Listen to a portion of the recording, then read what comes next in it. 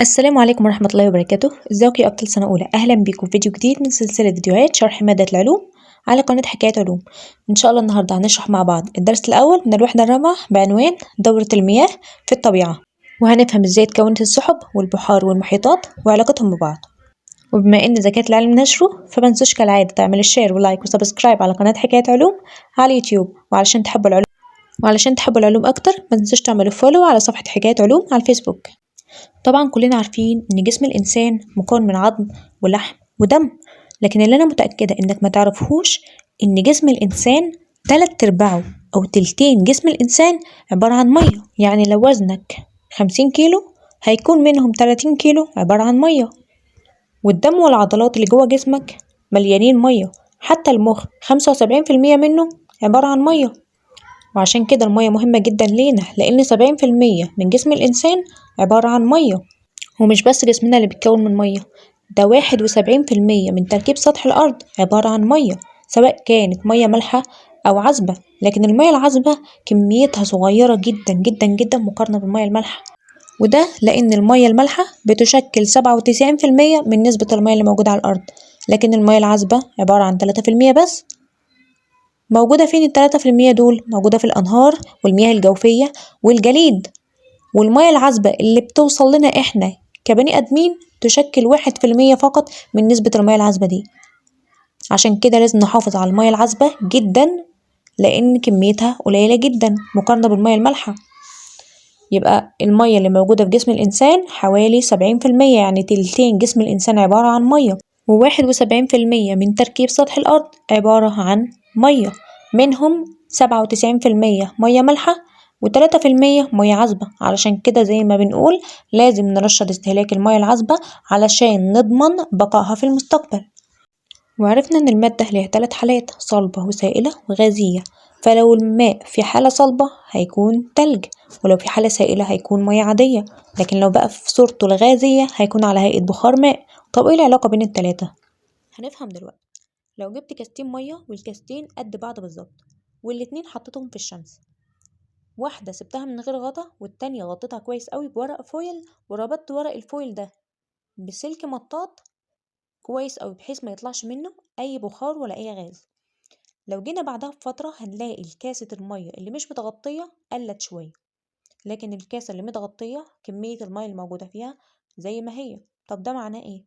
معناه ان المية اللي مش متغطية بسبب حرارة الشمس بدأت المية اللي موجودة في حالة سائلة، اللي هي المية السائلة دي، تتحول بفعل حرارة الشمس لبخار مية. يعني المية اللي موجودة في حالة سائلة اتحولت لحالة غازية اللي هي بخار الماء. مش انت لما بتحط براد على البوتاجاز كده وتسيبه يغلي المية بتفضل تقل لحد ممكن ما البراد يخلص خالص؟ ده بسبب ايه؟ الحرارة حولت المية لغاز اللي هو بخار ماء، يعني المية اتبخرت. وبالظبط هو ده اللي حصل معانا هنا، المية حصل لها انها اتبخرت، يعني المية اتحولت من الحالة السائلة للحالة الغازية. هتقولي طب ليه ده ما حصلش في حالة الكاسة التانية اللي هي متغطية؟ ما هي اصلا متغطية، فكل ما المية تطلع لفوق علشان تتحول لحالة غازية هتلاقي ورق الفويل مقابلها، فبخار المية تخبط في ورق الفويل فيرجع تاني للكاسة، يرجع لأصله تاني، يتحول لقطرات مية تانية. لأنك لو جيت فتحت الغطا بتاع البراد اللي موجود على البوتاجاز وهو بيغلي كده هتلاقي فيه قطرات مية كده على الغطا. طب دي جت منين؟ جت بسبب بخار المية اللي خبط في الغطا، مش لاقي مكان يطلع منه فخبط في الغطا، فبخار المية اتحول لقطرات لزقت في الغطا. هو ده بالظبط اللي حصل، خلى الكاسة اللي مش متغطية تنقص لأن المية اللي فيها اتبخرت، والكاسة اللي متغطية فضلت كميتها زي ما هي لأن بخار المية مطلعش منها فرجع تاني لحالته الأصلية اللي هي مية. والعملية اللي حصلت دي اسمها عملية التبخر، تحول المية عند اكتسابها لحرارة من الحالة السائلة للحالة الغازية. ببساطة دي عملية التبخر. وطبعا كلنا عارفين الفرق بين المناطق الاستوائية والمناطق القطبية. المناطق الاستوائية درجة الحرارة فيها عالية جدا، فبالتالي عملية التبخر فيها هتكون أسرع، لكن المناطق القطبية بتكون شديدة البرودة فعملية التبخر فيها هتكون نسبتها قليلة جدا.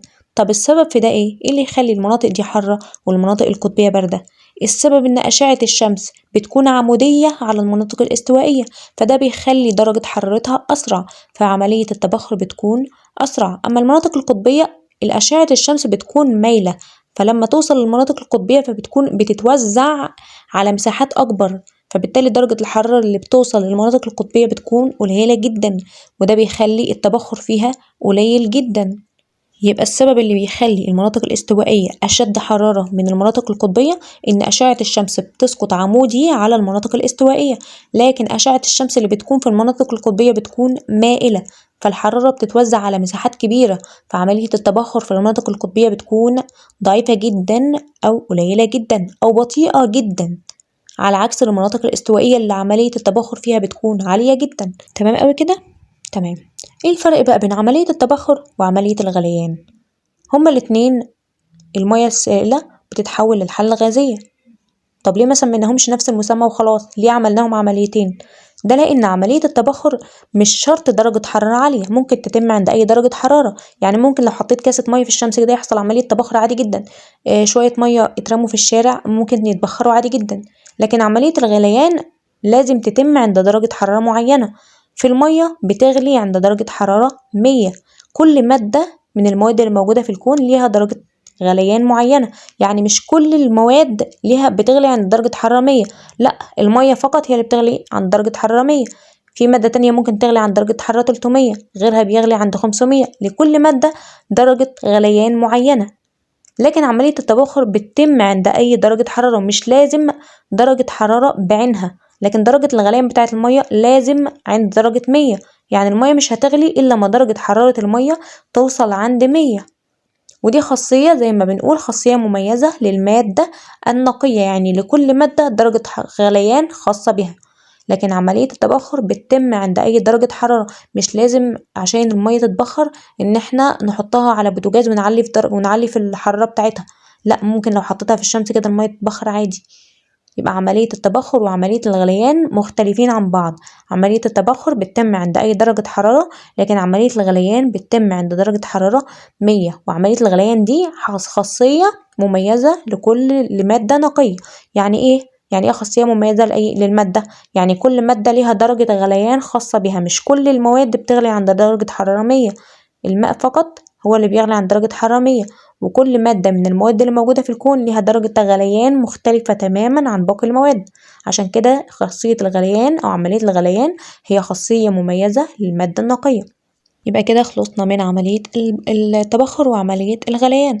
ندخل بقى على عملية جديدة خالص. لو جبنا كاسة مية وكاسة مية كمان جنبها، بس واحدة مية عادية والتانية مية متلجة. يعني ايه مية متلجة؟ يعني مية فيها تلج، ومسحنا الكاستين من بره كويس أوي، يعني نشفناهم من بره، مخليناش عليهم أي أثر لمية، وسيبناهم شوية كده في الجو. ايه اللي هيحصل؟ الكاسة العادية اللي ما فيهاش أي تلج هنلاقيها زي ما هي معلهاش أي حاجة، على عكس بقى الكاسة اللي جواها تلج هنيجي نبص هنلاقي الكاسة بقت مبلولة مية من بره. هتقولي طب أنا منشفها من بره كويس، ايه اللي جاب المية عليها؟ اللي حصل ان في عملية جديدة خالص حصلت في الكاسة، ايه اسمها؟ عملية التكاثف. طب يعني ايه عملية التكاثف بقى؟ الكاسة ايه موجود جواها مية ساقعة اللي هي مية باردة، يعني درجة حرارتها منخفضة جدا، والكاسة دي محطوطة في الجو، والجو ده زي ما احنا عارفين ان مليان بالغازات، من ضمن الغازات دي بخار المية. وبخار المية ده من طبيعته انه لما بيتواجد في مكان حرارته منخفضة بيتحول تلقائي من الحالة الغازية للحالة السائلة. يعني بخار المية ده لما بيتواجد في درجة حرارة قليلة أو بيعدي في جو بارد بيتحول تلقائي من الحالة الغازية اللي هو موجود فيها للحالة السائلة. علشان كده بخار المية اللي معدي من جنب الكاسة المثلجة اللي هي الكاسة اللي درجة حرارتها منخفضة دي ويخبط فيها، بمجرد ما يخبط فيها بيتحول لبخار مية، فتلاقي قطرات المية بقت موجودة على كاسة المية المثلجة من بره. يبقى عرفنا دلوقتي كاسة المية المثلجة دي جه عليها قطرات مية منين، مع اننا نشفناها كويس، ان بخار المية اللي موجود في الهواء بمجرد ما بيلمس سطح بارد بيتحول من الحالة الغازية للحالة السائلة، ودي اسمها عملية التكاثف. يبقى عملية التكاثف هي عملية تحول بخار الماء من الحالة الغازية للحالة السائلة عند أي درجة حرارة. يبقى دلوقتي في فرق بين عملية التبخر وعملية التكاثف. عملية التبخر هو تحول الماء من الحالة السائلة للحالة الغازية عند أي درجة حرارة. على عكس بقى عملية التجاذب. عملية التجاذب عملية تحول الماء عند فقدان درجة الحرارة من الحالة الغازية إلى الحالة السائلة. يعني بخار المية ده بمجرد ما يلمس سطح بارد تلقائي بيتحول للحالة السائلة، يعني بيرجع لمية تاني، بيرجع لأصله اللي هو مية. وهنا الصورة دي بتوضح الفرق بينهم هما الاتنين. بمجرد ما درجة حرارة المية تسخن شوية بتبدأ تحصل عملية التبخر اللي هي تحول الماء من الحالة السائلة للحالة الغازية عند أي درجة حرارة. والبخار المية اللي بيتجمع ده بيكون لك سحب، يعني السحب دي عبارة عن بخار مية متجمع، واللي هيجيلها وقت وهتصطدم بشوية هوا باردين، ولما بخار المية يقابل سطح بارد اللي بيحصل بيتحول لمية، فبالتالي السحاب هينزل قطرات المطر. يبقى دي عملية تبخر اللي هي تحول المية اللي موجودة في البحر أو النهر للحالة الغازية. هتكون السحب، بخار المية هيكون لك سحب اللي هيحصل فيها عملية التكاثف. عملية التكاثف دي اللي هي تحول الماء من الحالة الغازية عند درجة حرارة منخفضة إلى الحالة السائلة عند أي درجة حرارة. يبقى كده الفرق بينهم هما الاتنين عملية تبخر وعملية تكاثف، هما الاتنين عكس بعض. لكن بقى عملية الانصهار وعملية التجمد خدناهم كلنا قبل كده. الانصهار تحول المادة من الحالة الصلبة للحالة السائلة، والتجمد تحول بقى المادة من الحالة السائلة للحالة الغازية. تيجي بقى نطبق التعريفات دي على المية. الانصهار تحول الماء من الحالة الصلبة اللي هي التلج للحالة السائلة اللي هو المية، على عكس التجمد اللي هو بنحول فيه الماء من الحالة السائلة للحالة الصلبة اللي هو التلج. وكذلك التبخر والتكاثف أخدناهم قبل كده. التبخر تحول الماء من الحالة السائلة للغازية، لكن التكاثف تحول الماء من الحالة الغازية للسائلة. يبقى التبخر والتكاثف علاقة بين غاز ومية، لكن الانصهار والتجمد عبارة عن علاقة بين سائل وصلب. يبقى تبخر وتكاثف عبارة عن علاقة بين غاز وسائل، لكن انصهار وتجمد سائل وصلب. لو جبنا بقى كاسة مية سخنة وغطيناها برضو بورق فويل، بس فوق الورق الفويل ده حطينا فوقه مكعبات تلج. يعني مش بس غطينا الكاسة، مش بس غطينا الكاسة، لا حطينا فوقها كمان مكعبات تلج. يبقى الكاسة جواها مية سخنة. المية السخنة دي بيحصل فيها طالما المية سخنة يعني هيحصل جواها عملية تبخر، يعني المية هتتحول من الحالة السائلة للحالة الغازية. يعني بخار المية هيطلع من الكاسة، بس هيجي يطلع بره الكاسة هيلاقي مين مقابله؟ هيلاقي الورق الفويل. ورق الفويل ده درجة حرارته منخفضة. طب هي درجة حرارته منخفضة ليه؟ بسبب المكعبات التلج اللي موجودة فوقه. مكعبات التلج دي مخلية ورق الفويل بارد، درجة حرارته باردة. واحنا عرفنا من شوية ان لما بخار المية يخبط في سطح بارد هيتحول من الحالة السائلة للحالة الغازية، يعني هيحصل له عملية تكاثف، فبالتالي بخار المية هيتحول من الحالة الغازية للحالة السائلة، يعني هتحول لقطرات مية. قطرات المية دي هتقع في قلب الكاسة، هترجع تاني، يعني قطرات المية هترجع تاني للمية السخنة، والمية السخنة دي درجة حرارتها مرتفعة، فهتتبخر، وبخار المية هيجي يطلع لفوق هيخبط في ورق الفويل اللي درجة حرارته منخفضة، هيحول بخار المية ده لقطرات مية، فيحصل له عملية تكاثف، وقطرات المية دي هترجع تاني تتبخر، يحصل لها عملية تبخر ويمشي، والمية تبدأ تتحول من الحالة السائلة للحالة الغازية، ومن الحالة الغازية للحالة السائلة، وهكذا في دورة اسمها دورة مغلقة. والعملية اللي بتحصل دي اسمها دورة المياه. يبقى دورة المياه في الطبيعة عبارة عن تكاثف بخار الماء ويتحول إلى قطرات ماء التي تتحول بدورها تاني لبخار مية في دورة في دورة مغلقة. ودورة المياه دي مش بتتم بس في قلب الكاسة دي، لا بتتم في الطبيعة. يعني بتتم في الطبيعة؟ يعني المياه بتتبخر من البحار والمحيطات والأنهار، بتتحول، يعني بيحصل فيها عملية تبخر، فبتتحول من الحالة السائلة للحالة الغازية. وبخار المياه اللي في السما ده مش هيخبط في شوية هوا باردين؟ لما بخار المياه يخبط في سطح بارد هيحصل هيتحول من الحالة الغازية للحالة السائلة، يعني يحصل له عملية تكاثف. ولما ينزل تحت تاني والشمس تطلع هيتحول تاني من الحالة السائلة للحالة الغازية. ولما بخار المياه ده يخبط في سطح بارد هيتحول تاني للحالة السائلة في دورة مغلقة اسمها دورة المياه. يعني دورة المياه دي برضو بتحصل في الطبيعة، وبتتضمن حركة الماء بين الغلاف الجوي، الهواء بخار المياه اللي موجودة في الغلاف الجوي، والمياه اللي موجودة على الأرض في دورة مغلقة متعددة المسارات. يعني ايه متعددة المسارات؟ يعني في كذا عملية بتحصل في دورة المياه دي.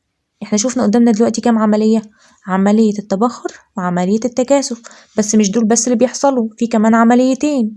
هي المياه لما بتتبخر وتطلع لفوق وبعد كده يحصل لها عملية تكاثف، مش هتنزل على الأرض، عملية نزول قطرات المطر دي اسمها ايه؟ اسمها الهطول. والمية لما تنزل على الأرض مش هتبدأ تمشي في البحار والمحيطات، أو تمشي في مجرى مائي، أو تمشي على الأرض كده لحد ما توصل للنهر، اسمها ايه؟ اسمه جريان سطحي. يبقى فيه 4 مسارات بيتموا في دورة المياه: التبخر والتكاثف والهطول والجريان السطحي. عملية التبخر والتكاثف وشرحناهم بشيء من التفصيل. عملية الهطول بقى مفيش أسهل منها. هطول المطر يعني ايه؟ تساقط قطرات الماء في صورة ايه؟ في صورة مطر أو برد أو ثلج. المطر وعارفينه، والتلج وعارفينه، والبرد هو اللي ما نعرفوش. طب ايه هو البرد؟ وايه الفرق ما بينه وبين المطر وبين التلج؟ يبقى الهطول تاني هو تساقط ايه؟ قطرات المطر من السحاب في 3 صور: اما في صورة ماء، قطرات ماء اللي هي القطرات المية العادية اللي احنا بنشوفها، او برد او تلج. التلج الاول يعني ايه؟ التلج ده لما بخار المية بيتجمد في قلب السحاب بيبدأ يكون بلورات ثلجية، بتبقى على شكل ايه؟ بلورات كده زي الكريستالات، كريستالات تلج خفيفة، مش بتبقى كرات كده زي الحجرة، لا بتبقى كريستالات خفيفة جدا تقدر تفركها بإيدك كده. يبقى ده التلج. يبقى التلج ده بيحصل لما بخار المية يتجمد في قلب السحاب، وهو ما بيتجمدش غير في درجة حرارة قليلة جدا أقل من الصفر. والبرد بقى عبارة عن كرات تلج جامدة، كرة كبيرة كده، كرات تلج كبيرة، اسمه البرد. يبقى دلوقتي الهطول هي عملية يتساقط فيها مياه السحب في صورة مطر أو ثلج أو برد. مطر اللي هو قطرات المطر، والتلج عرفناه اللي هو بلورات ثلجية صغيرة خفيفة. أما البرد عبارة عن كرات ثلجية صغيرة، بس كرات بقى في حجم الكرة الصغيرة كده. رابع حاجة وهي الجريان السطحي. المياه بقى لما بتبدأ تنزل من السحب وتمشي على الأرض، جزء منها بيدخل جوه الأرض نفسه ويتجمع جوه ويكون لنا المياه الجوفية. يعني جزء بيدخل في قلب الأرض ويكون لنا المياه الجوفية، المياه الجوفية.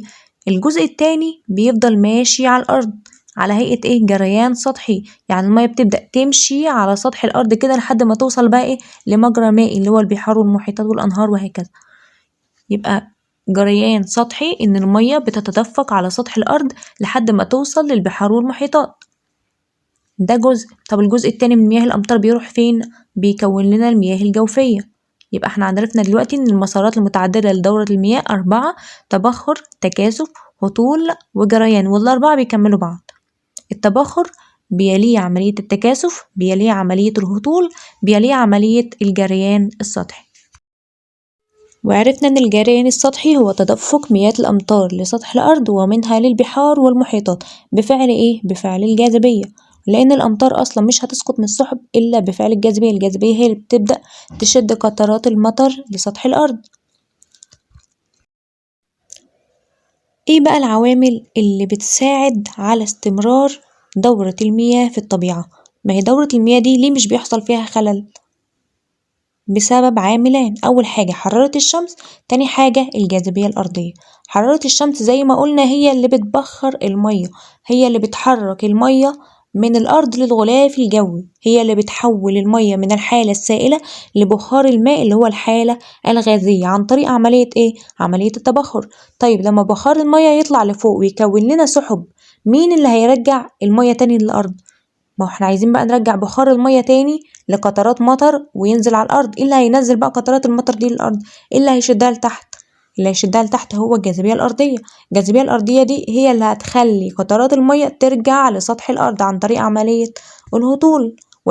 والاتنين دول العاملين دول بيحافظوا على التوازن البيئي، لأن حرارة الشمس هي بتخلي المية اللي موجودة في البحار والمحيطات والأنهار تتحول من الحالة السائلة إلى الحالة الغازية اللي هي بخار الماء. بخار الماء ده لما يقابل سطح بارد هيحصل فيه عملية تكاثف، هيكون لك إيه؟ هيكون قطرات المطر. قطرات المطر دي المفروض تهطل، إيه اللي هيخليها بقى تهطل وتنزل تحت الأرض تاني وترجع تاني لمكانها الطبيعي؟ الجاذبية الأرضية هي اللي هتبدأ تسحبها لتحت وتعمل عملية إيه؟ الهطول. يبقى حرارة الشمس والجاذبية الأرضية عاملان يحافظان على استمرارية دورة المياه في الطبيعة، مما يحافظ على التوازن البيئي. ما هو مينفعش بخار المية يطلع في السحب ويفضل بقى في السحب كده، لو كل المية اللي في الأرض اتبخرت وفضلت في السحب ما احنا مش هنلاقي مية نشربها. لازم في عامل يساعد على استعادة بقى ايه المية لمكانها الطبيعي، وهو الجاذبية الأرضية، هو اللي بيخلي المطر يسحب المطر لسطح الأرض تاني.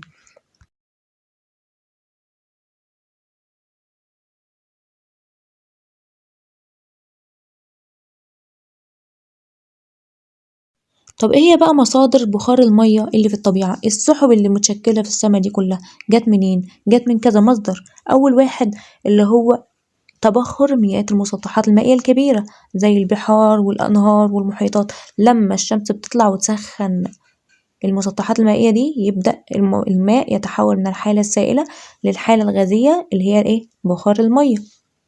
يبقى ده أول مصدر من مصادر بخار المية في الطبيعة اللي هو ايه؟ المسطحات المائية الكبيرة. تاني مصدر من مصادر بخار الماء في الطبيعة النبات. النبات بيفقد مية زيه زي الإنسان زي الحيوان زي الطيور. الإنسان بيفقد المية على هيئة إيه؟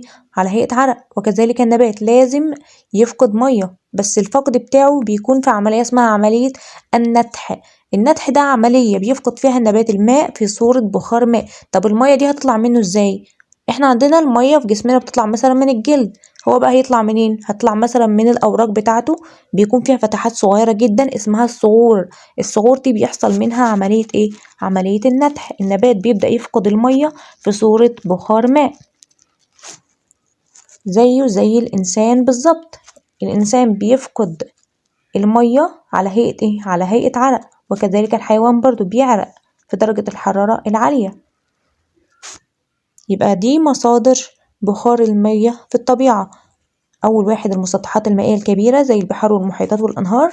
تاني واحد من خلال عملية النتح في النبات بيفقد الماء في صورة بخار ماء. تالت حاجة تبخر مياه العرق في الإنسان وإيه؟ والحيوان. يبقى احنا عندنا دلوقتي إن في 4 عمليات ممكن يحصلوا للمية. أول حاجة التبخر اللي هو تحول الماء من الحالة السائلة للحالة الغازية عند أي درجة إيه؟ عند أي درجة حرارة.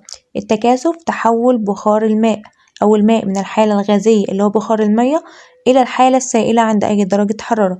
الانصهار تحول الماء من الحالة الصلبة اللي هي الثلج لإيه؟ للحالة السائلة. التجمد بقى عكس الانصهار، تحول الماء من الحالة السائلة للحالة إيه؟ للحالة الصلبة. والتبخر والتكاثف عكس بعض، والانصهار والتجمد عكس بعض. وعرفنا إن التبخر والتكاثف لما بيحصلوا مع بعض في دورة مغلقة اسمها دورة المياه المغلقة في إيه؟ في الطبيعة.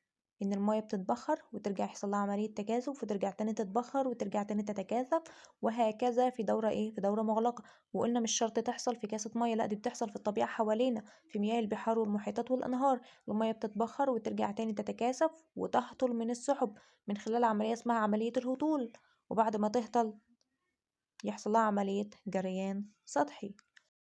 وبكده نكون وصلنا لنهاية الفيديو بتاعنا. لو كنتوا أول مرة تشوفوني، أنا دكتورة هند وحيد بقدم محتوى علمي على قناة حكايات علوم على اليوتيوب. لو عايزين تحبوا العلوم أكتر ما تنسوش تعملوا فولو ولايك على صفحة حكايات علوم على الفيسبوك. ولو عاوزين تشوفوا بقية الفيديوهات هتلاقيها كلها في قائمة التشغيل. والسلام عليكم ورحمة الله وبركاته.